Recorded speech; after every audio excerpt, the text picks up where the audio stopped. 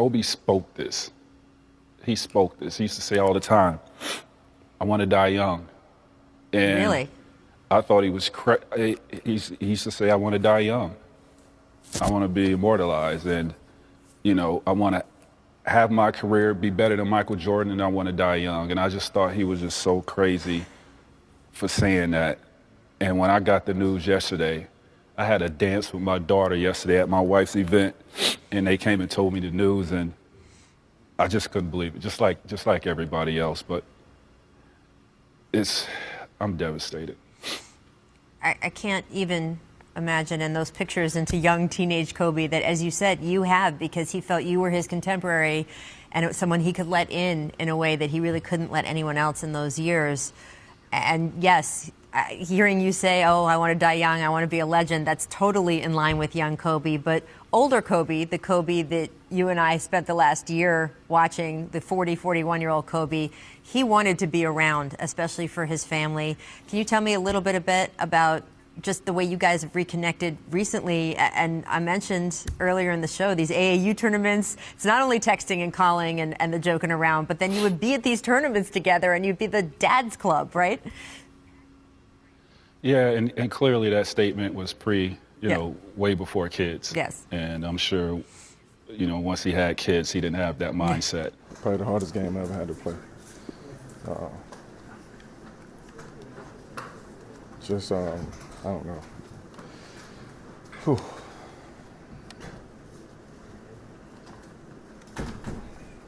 Well, it was tough. It was tough. Why did you play?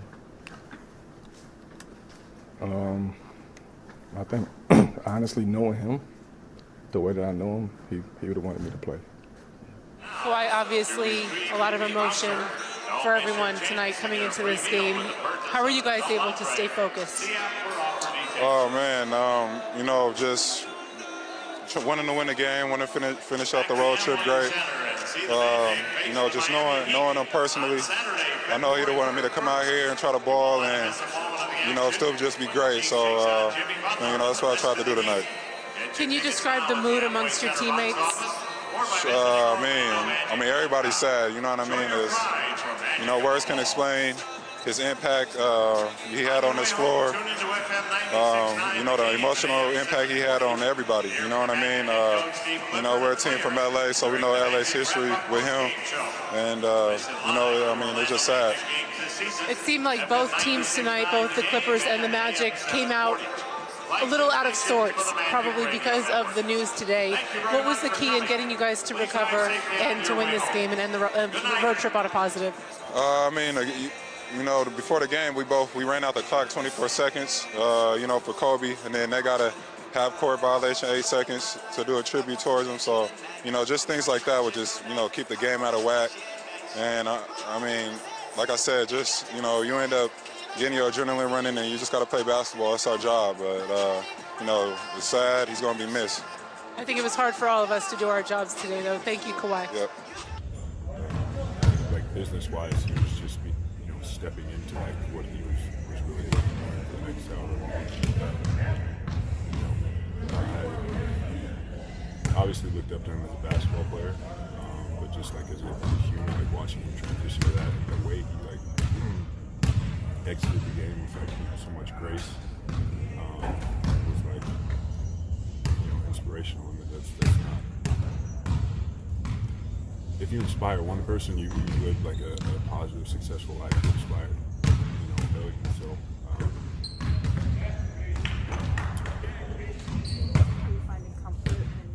the last conversation that you had with Kobe, and maybe even, you know, if not just some of the conversations that, you know, some of the wisdom and whatnot that you kind of soaked up from him and what he shared with you? Yeah, so one of the last conversations we had, man, he was just telling me how much he's seen my game progress.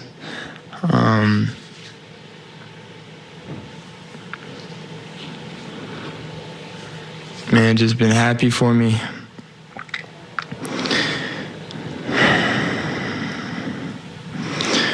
Man, just saying how proud he was of me and how how he wants me to continue to be a role model for kids growing up, and just for Gigi and all the kids looking up to me, just to continue to inspire these kids and continue to play my heart out.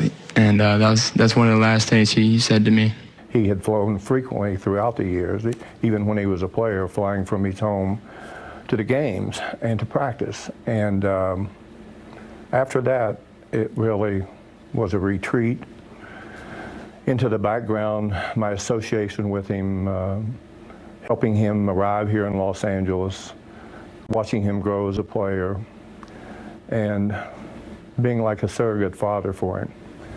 When he was 17 years old, couldn't drive. My son Ryan used to drive him to the practices.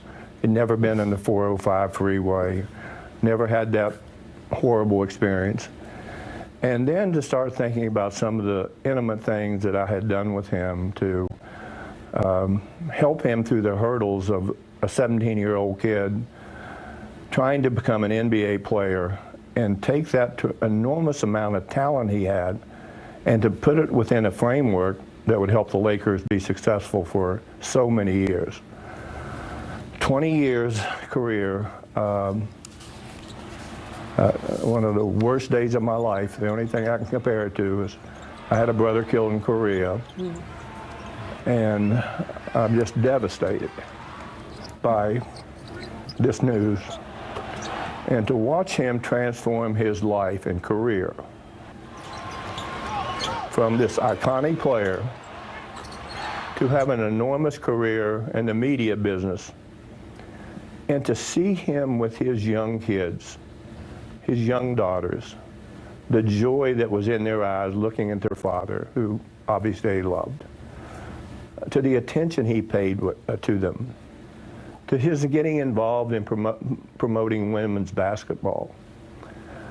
This was a man for all seasons. He was more than an iconic basketball player. He was someone who inspired millions of fans, not here in this state, not here in the United States, all over the world. All around the world. He arguably was the most all around the world, particularly starting in Asia. He was beloved. You know, you see certain figures, a Magic Johnson with his personality, and Kobe's was completely different. Irvin, that big smile, inviting attitude, and him walking around the street, people coming up to him. This guy was like a Pied Piper. People would follow him everywhere just to look at him, to touch him, for him to say hello. For me, this is a god-awful day. It's so apparent that it is. It's written all over your face in the eloquent way that you spoke about Kobe, and he definitely so multi. Everything. Everything I learned came from Kobe. Everything. Take Kobe away, I wouldn't be here. I wouldn't have love. I wouldn't have the passion, the drive. You know, everything came from him. DeMar, the tribute that you guys and the Raptors did before the game, the 24/7 violation, who came up with that? Did you guys discuss it with each other? I know Nick Nurse came over. I think he mentioned something to Pop. We all talked about it, and you know, just I don't know exactly who came up with it, but you know, once we heard it, you know, we respected it on both ends, and that's why we did what we did.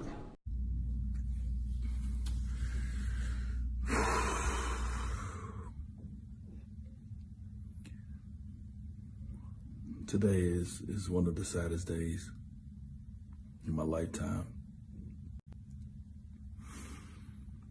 It seems like a bad dream that you just want to wake up from. It's a nightmare.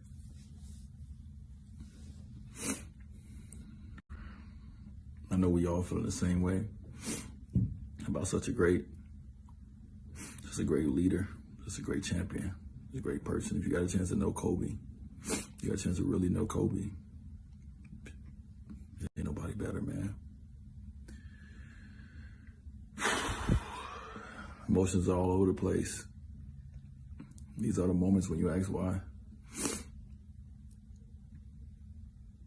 My heart,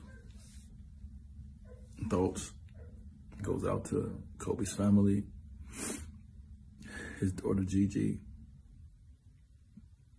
This is a sad day. There's no way around it.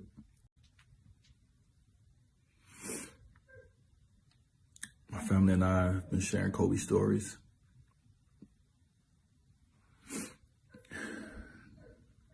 We have so many moments that he's given us.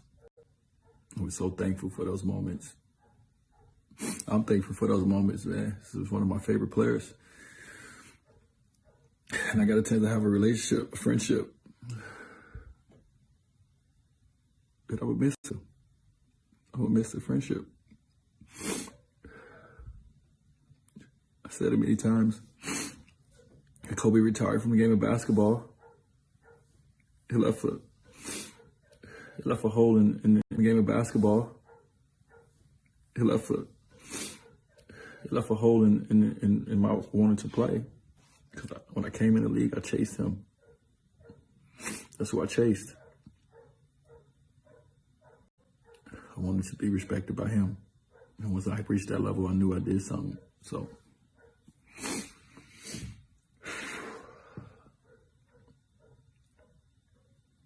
Kobe, thank you, man. Thank you for all the memories. We got a lot of good ones. And these tears that we're crying, we're going to miss you. And it's not going to go, it's not leaving today. A week from now, a month from now, a year from now, we will forever miss you, man. You're our legend. You're our icon. You're our father. You're a husband. Your son, your brother. Your friend. Your friend. Thank you for being my friend. I love you, brother.